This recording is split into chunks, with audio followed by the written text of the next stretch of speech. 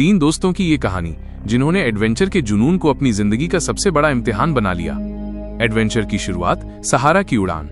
सहारा दुनिया का सबसे विशाल रेगिस्तान, दिन में जलती हुई रेत और रात में हड्डियों तक को कंपकपा देने वाली ठंड। यहाँ पानी की एक बूंद भी सोने से कीमती है। इसी रेगिस्तान की हवाई खूबसूरती को देखने के लिए फ्रांस के एडम, ऑस्ट्रेलिया के डेविड और कनाडा के माइकल ने एक प्राइवेट विमान किराए पर लिया। मिस्र से मोरक्को की उड़ान के दौरान वे उत्साह से भरे थे।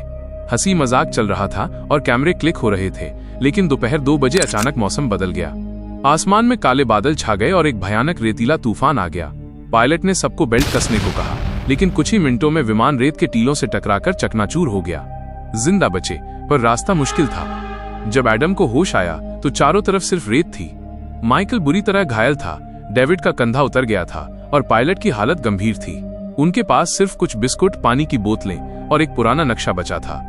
पायलट ने उत्तर की तरफ बढ़ने की सलाह दी, जहां कभी व्यापार मार्ग हुआ करता था, लेकिन कुछ ही घंटों में पायलट ने दम तोड़ दिया।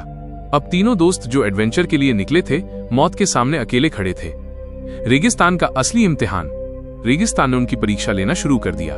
दिन में जलती हुई रेत पर चलना, रात में जमा देने वाली ठंड सहना और सबसे बड़ी दुश्मन प्यास। 60 किलोमीटर दूर एक ओएसिस था, लेकिन पैदल चलना मौत को बुलावा देने जैसा था। फिर भी उन्होंने हार नहीं मानी। सुबह और शाम थोड़ा थोड़ा चलने का फैसला किया।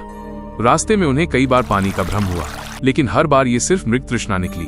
माइकल की हालत बिगड़ने लगी और मजबूरी में उन्हें कैक्टस का कड़वा और हल्का जहरीला पानी पीना पड़ा। कुछ दिनों बाद आसमान में एक विमान दिखाई दिया। उन्होंने कपड़े जलाकर धुआं किया, पर विमान उन्हें देख नहीं पाया। निराशा ने उन्हें तोड़ दिया। धीरे धीरे माइकल का शरीर जवाब दे गया और एक रात उसने हमेशा के लिए आंखें मूंद ली। उसे रेत में दफनाकर एडम और डेविड आगे बढ़े, मगर किस्मत का खेल अभी बाकी था। अगले बड़े तूफान में डेविड की भी सांसें थम गईं। अब एडम बिल्कुल अकेला रह गया था।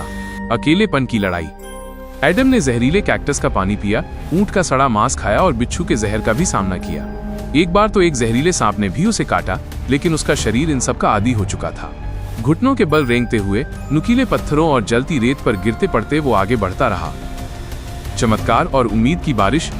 अचानक सहारा की सूखी धरती पर बारिश हुई।